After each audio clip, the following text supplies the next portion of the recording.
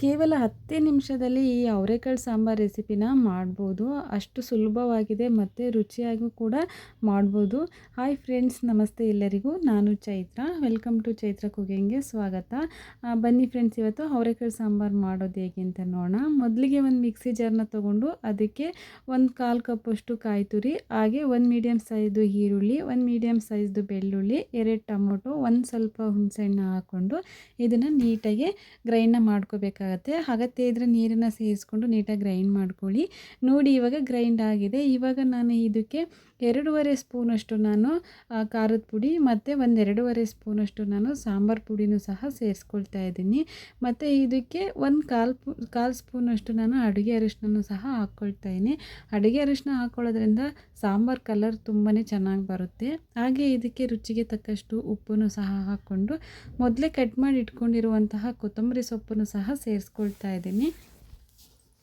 ನೋಡಿ, ಇವಾಗ ಇದಕ್ಕೆ ಅಗತ್ಯ ಇದ್ದರೆ ನೀರನ್ನು ಹಾಕ್ಕೊಂಡು ಇವಾಗ ಇದನ್ನು ನೀಟಾಗಿ ಗ್ರೈಂಡ್ ಮಾಡ್ಕೋಬೇಕಾಗುತ್ತೆ. ತುಂಬ ಪೇಸ್ಟ್ ಥರನೇ ಗ್ರೈಂಡ್ ಮಾಡ್ಕೋಬೇಕಾಗುತ್ತೆ. ನೋಡಿ, ತೋರಿಸ್ತಾ ಇದ್ದೀನಿ ಯಾವ ಥರ ಗ್ರೈಂಡ್ ಮಾಡ್ಕೊಂಡಿದ್ದೀನಿ ಅಂತ.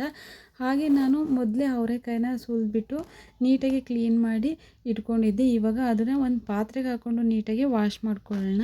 ನೋಡಿ, ಇವಾಗ ಅವರೆಕಾಳೆಲ್ಲ ವಾಶ್ ಮಾಡ್ಕೊಂಡಾಗಿದೆ. ಇವಾಗ ಅವರೆಕಾಳು ಸಾಂಬಾರನ್ನ ಮಾಡೋದು ಹೇಗೆ ಅಂತ ನೋಡೋಣ ಬನ್ನಿ. ಮೊದಲಿಗೆ ನಾನು ಒಂದು ಪಾತ್ರೆನ ತೊಗೊಂಡು ಅದಕ್ಕೆ ಸ್ವಲ್ಪ ಅಡುಗೆ ಎಣ್ಣೆನ ಹಾಕ್ಕೊಂಡಿದ್ದೀನಿ. ಎಣ್ಣೆ ಎಲ್ಲ ಬಿಸಿ ಆದಮೇಲೆ ಅದಕ್ಕೆ ಸ್ವಲ್ಪ ಸಾಸಿವೆನೂ ಸಹ ಹಾಕ್ಕೊಂಡಿದ್ದೀನಿ. ಸಾಸಿವೆ ಎಲ್ಲ ಸಿಡ್ದಾದ್ಮೇಲೆ ಒಂದು ಮೀಡಿಯಮ್ ಸೈಜ್ ಈರುಳ್ಳಿನ ಚಿಕ್ಕ ಚಿಕ್ಕದಾಗಿ ಕಟ್ ಮಾಡಿ ಇಟ್ಕೊಂಡಿದ್ದೆ, ಅದನ್ನು ಸಹ ಹಾಕ್ಕೊಂಡಿದ್ದೀನಿ. ಇವಾಗ ಒಗ್ಗರಣೆ ಜೊತೆಗೇ ನಾನು ಅವರೆಕಾಳನ್ನು ಸಹ ಫ್ರೈ ಮಾಡ್ಕೊಳ್ತಾಯಿದ್ದೀನಿ. ಈ ಥರ ಅವರೆಕಾಳನ್ನ ಫ್ರೈ ಮಾಡ್ಕೊಳ್ಳೋದ್ರಿಂದ ಅವರೆಕಾಳು ಬೇಗನೆ ಬೇಯುತ್ತೆ. ಅದಕ್ಕೋಸ್ಕರ ನಾನು ಒಗ್ಗರಣೆಗೆ ಅವರೆಕಾಳನ್ನ ಹಾಕ್ಕೊಂಡು ನೀಟಾಗಿ ಫ್ರೈ ಮಾಡ್ಕೊಳ್ತಾ ಇದ್ದೀನಿ. ನೋಡಿ, ಇದೆಲ್ಲ ಫ್ರೈ ಆದಮೇಲೆ ಇದಕ್ಕೆ ನಾನು ಗ್ರೈಂಡ್ ಮಾಡಿ ಇಟ್ಕೊಂಡಿರುವಂತಹ ಮಸಾಲೆನೂ ಸಹ ಸೇರಿಸ್ಕೊಂಡು ಇದನ್ನು ಹಾಗೆಯೇ ನೀರು ಹಾಕ್ತೇನೆ ಒಂದು 2 ಮಿನಿಟ್ಸು ಚೆನ್ನಾಗಿ ಕುದಿಸ್ಕೊಳ್ಳೋಣ.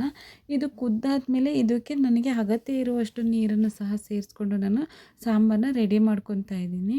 ನೋಡಿ, ಇವಾಗ ನೀರು ಹಾಕಿದ ಮೇಲೆ ಇದನ್ನು ಒಂದು 5 ಮಿನಿಟ್ಸು ಚೆನ್ನಾಗಿ ಕುದಿಸ್ಕೊಳ್ಳೋಣ.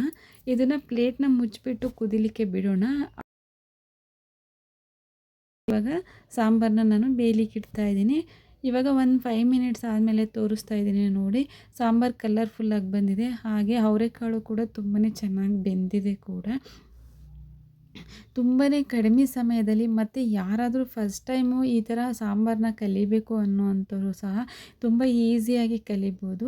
ಅವರೆಕಾಳು ಸಾಂಬಾರನ್ನ ಮುದ್ದೆಗಾದ್ರೂ ನಾವು ಟೇಸ್ಟ್ ಮಾಡ್ಬೋದು, ಇಲ್ಲ ರೈಸ್ ಜೊತೆಗೂ ಸಹ ಟೇಸ್ಟ್ ಮಾಡ್ಬೋದು. ಕಾಂಬಿನೇಷನ್ ಅಂತೂ ತುಂಬಾ ಚೆನ್ನಾಗಿರುತ್ತೆ.